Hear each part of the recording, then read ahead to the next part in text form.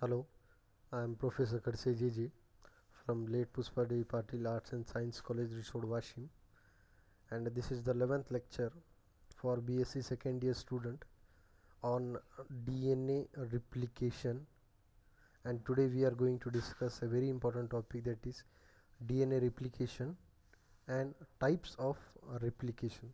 In that we will study what are the types of replication and how the replication process actually from a new strand which is synthesized from an old strand, what are the types and how genetic material get divided and given to next progeny.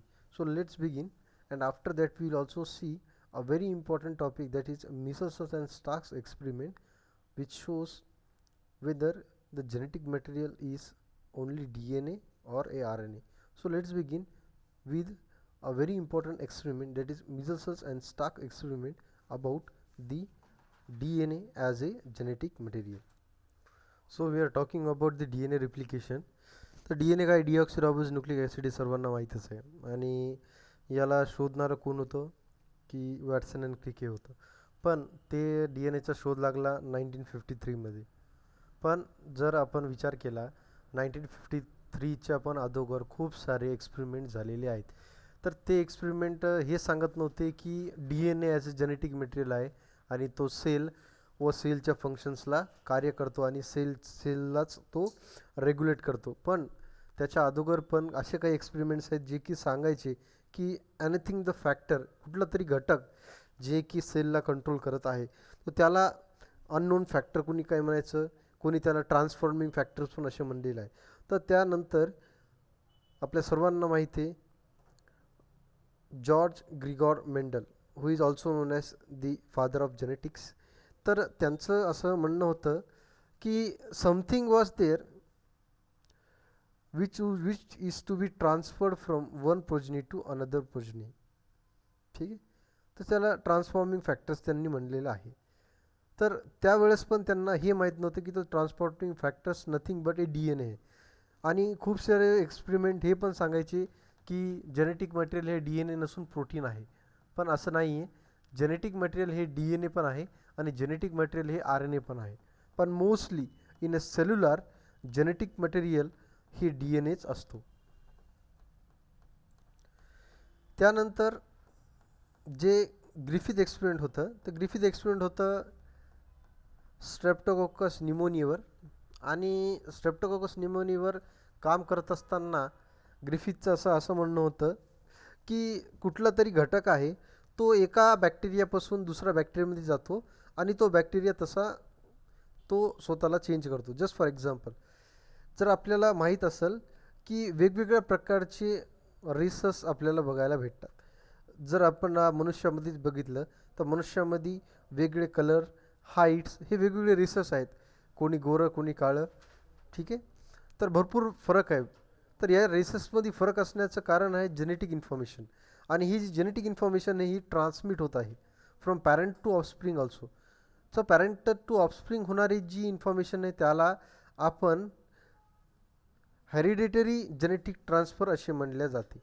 पण ग्रिफिथनं experiment असं सांगते की काही genetic material हे hereditary transfer होत नसतात, तो horizontal पण ट्रान्सफर होतात. हॉरिझॉन्टल ट्रान्सफर म्हणजे काय आणि हेरिडिटरी म्हणजे काय, याच्यामध्ये फरक असा आहे. हॉरिझॉन्टल म्हणजे काय, जस्ट फॉर एक्झाम्पल, एका बॅक्टेरिया हे वेगळ्या रेसेसचा आहे, दुसरा बॅक्टेरिया दुसऱ्या रेसेसचा आहे, पण त्यांच्यामध्ये पण जेनेटिक इन्फॉर्मेशनची घेवाणदेवाण होते. त्यांच्या डॉटर्समध्ये नसता त्यांच्या बाजूच्या दुसऱ्या बॅक्टेरियामध्ये पण ती घेवाणदेवाण होते. याला हॉरिझॉन्टल जीन ट्रान्सफर असे म्हणले जाते. आणि असाच एक्सपेरिमेंट होता ग्रिफिथ एक्सपेरिमेंट.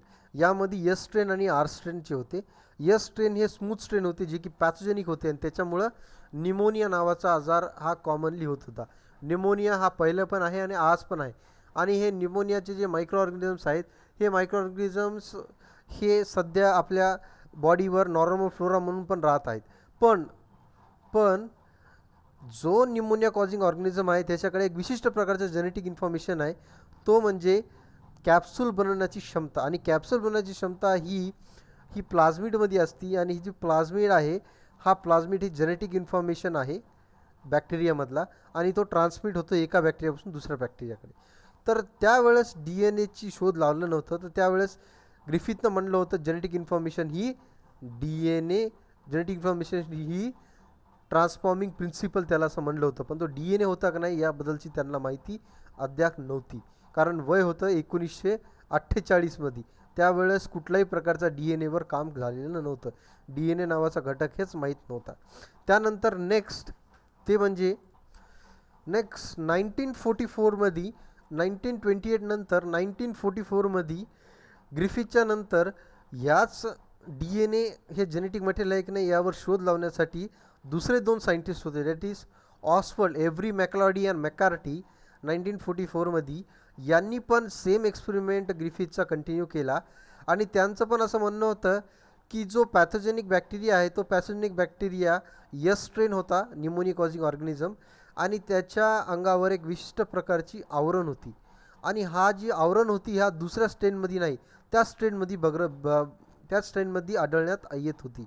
पण ज्या वेळेस यस स्ट्रेन आणि आर स्ट्रेनमध्ये काही हॉरिझॉन्टल जीन ट्रान्सफर होत होते, त्यावेळेस यस स्ट्रेनचे बॅक्टेरिया आर स्ट्रेनमध्ये कन्वर्ट होते, आणि मग आर स्ट्रेनचे बॅक्टेरिया यस स्ट्रेनमध्ये पण. म्हणजे काय की ते स्वतःहून पण कुठली इन्फॉर्मेशन एकमेकांमध्ये देऊन तो स्वतःला बदलू शकत होते, याला म्हणतात ट्रान्सफॉर्मेशन. तर ते अशा करू शकत होते, आणि ह्या ट्रान्सफॉर्मिंग प्रिन्सिपल्सला आपण साध्या भाषेमध्ये आज डी एन ए असे म्हटलं जातं. ठीक आहे. यानंतर सर्वात महत्त्वाचं experiment that is Hershey and Chase experiment. So Hershey and Chase experiment काय सांगतो, 1952मध्ये ज्यावेळेस डी एन एचा शोध सध्या त्या स्तरावरच चालू होता, पण तो जग जाहीर झाला नव्हता. 1953ला तो झालेला आहे. तर त्यामध्ये हर्शे अँड चेजचं असं म्हणणं होतं की त्यांनी बॅक्टेरियोफाज नावाच्या एका व्हायरसवर काम केलं होतं. बॅक्टेरियोफाज म्हणजे काय, बॅक्टेरियोफाज हे असे व्हायरसेस आहेत तो फक्त आणि फक्त बॅक्टेरियालाच इन्फेक्शन करतात. अशा व्हायरसेसला बॅक्टेरियोफाज असे म्हणले जाते.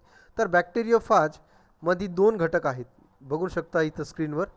बॅक्टेरियोफाज हे व्हायरस आहे तो फक्त दोन गोष्टीपासून बनलेला आहे, एक तो म्हणजे डी एन ए, आणि दोन ते म्हणजे प्रोटीन.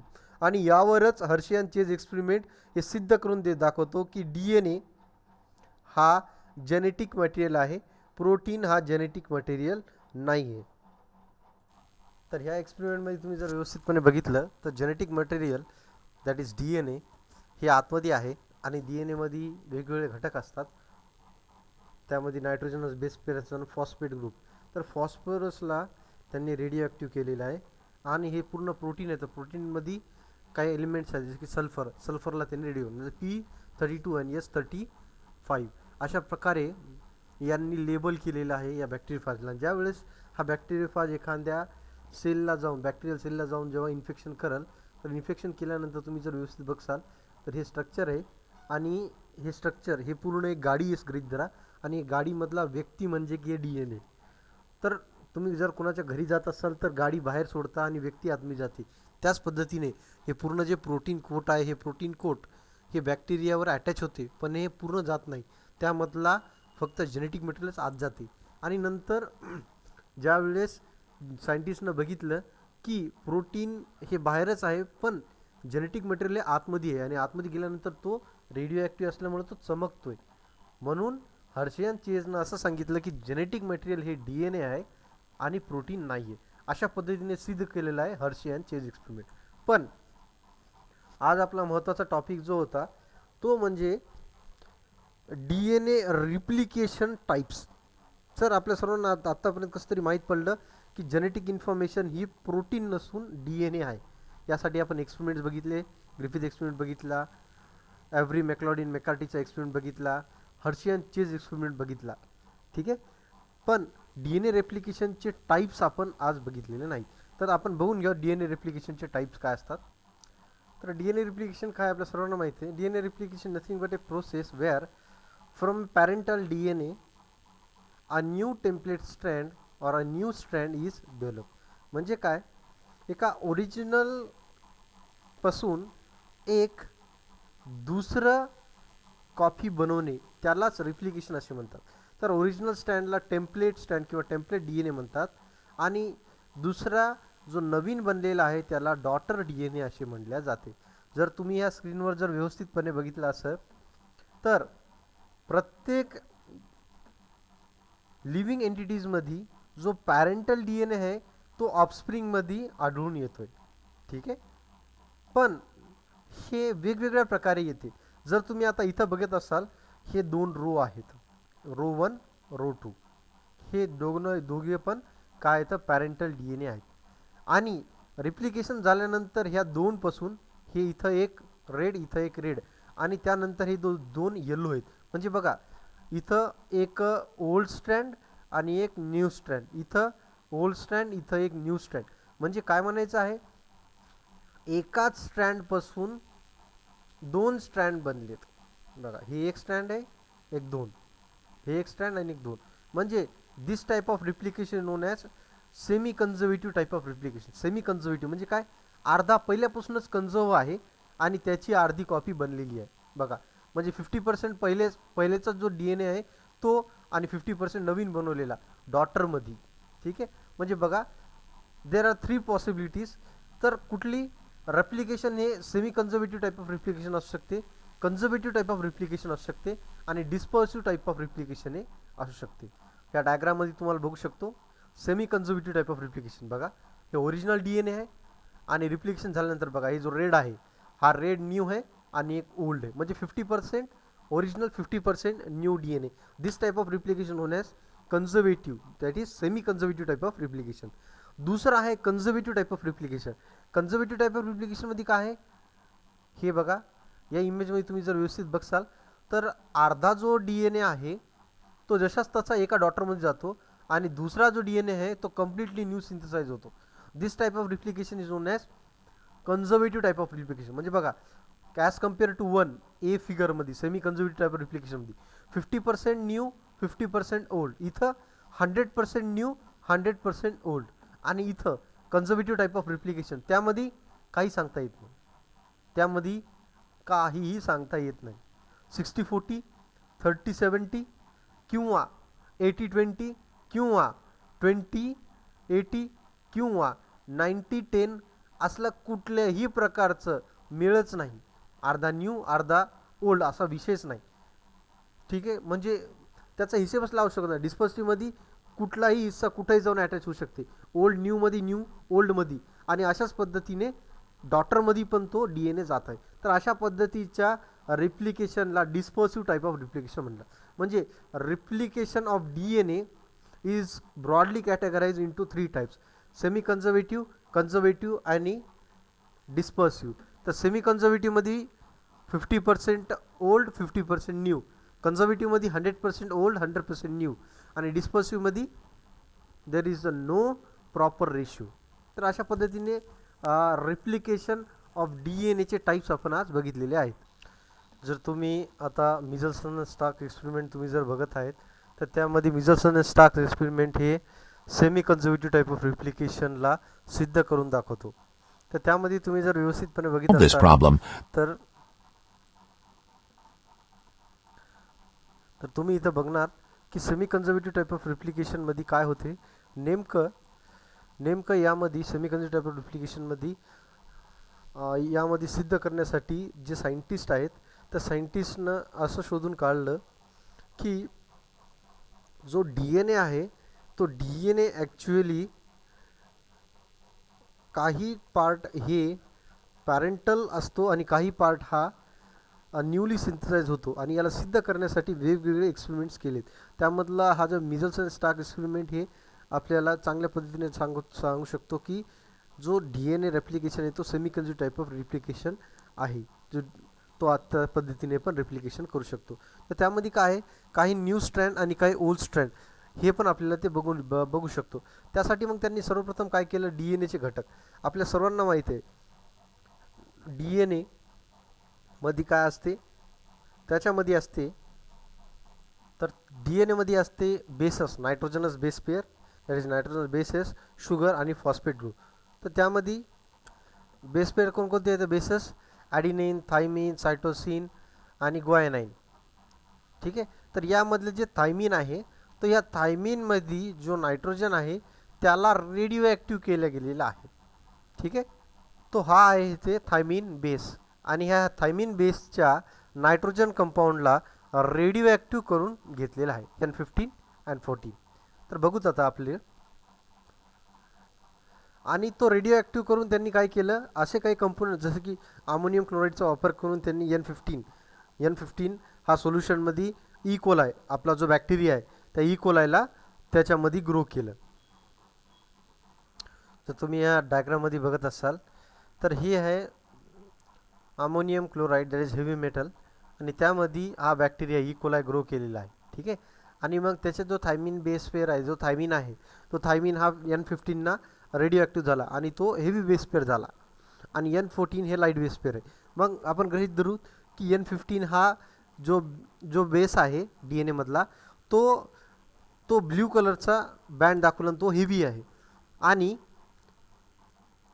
आणि जो लाईट कलरचा बँड आहे तो आहे N14चा, आणि तो रेड कलरचा बँड दाखवल.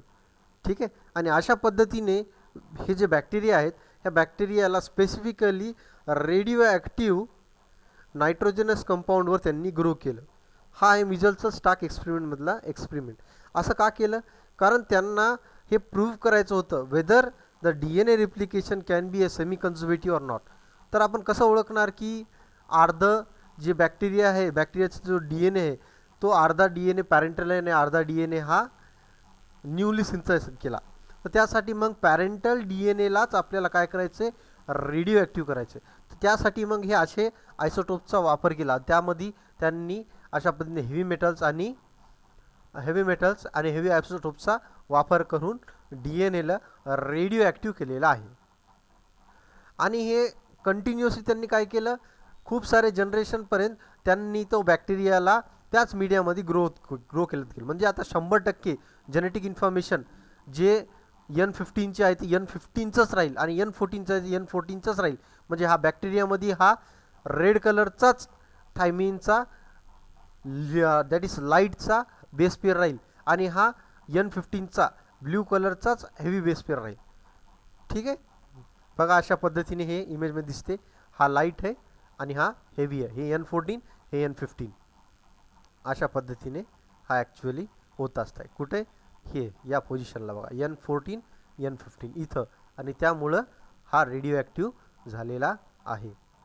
आता सायंटिस्टनं काय केलं, अशा आयसोटोप्सवाल्यांना काय केलं, हे सोल्युशन्स एकमेकांमध्ये मिक्स केले. बघा तुम्हाला बघता येईल, हे नायट्रोजन N15 N14.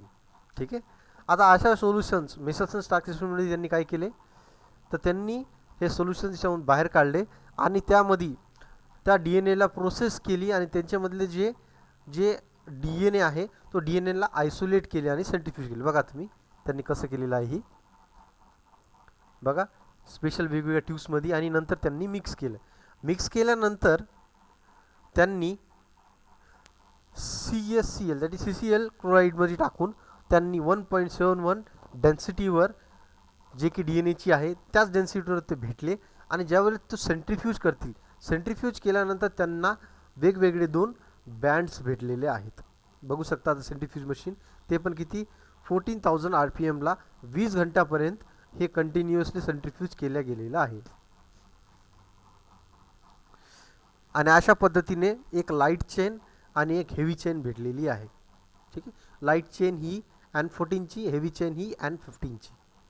आता ही तर भेटली, पण बॅक्टेरियामध्ये आपण हे नाही सांगू शकत की अर्धा DNA हे ओल्डचा आहे, अर्धा DNA हे न्यूचा आहे. मग त्यासाठी त्यांनी काय केलं बघूच आता. त्यासाठी त्यांनी N15मध्ये दॅट इज हेवी आयसोटोपमध्ये काही बॅक्टेरिया ग्रो केले, आणि तो बॅक्टेरिया उचलून N15 मध्ये टाकले. बघा, तर अशा पद्धतीने त्यांनी हे मिक्स केलेले आहेत.